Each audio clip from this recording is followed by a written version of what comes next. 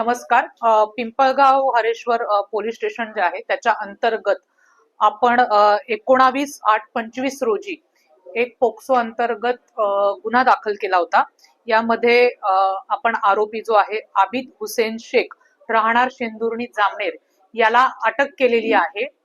हा जो गुन्हा आहे तो आपण BNSच्या 69, 74, 78, 49, 50 आणि पोक्सोचे 4, 8, 12 आणि 17 या कलमान्वये आपण दाखल केलेला आहे. यामध्ये आरोपीला आपण तत्काळ अटक केलेली आहे आणि सदर आरोपीला माननीय न्यायालयात हजर केल्यानंतर माननीय न्यायालयाने त्याला जवळजवळ 5 दिवसाची पोलीस कस्टडी आपल्याला दिलेली आहे. सदर गुन्ह्याचा जो अधिकचा तपास आहे तो चालू आहे. यामध्ये आमचे जे पिंपळगाव हरेश्वरचे अधिकारी आहेत ते तपास करतायत. यामध्ये पुढच्या ज्या बाबी आहेत ते निष्पन्न करण्याचं काम चालू आहे.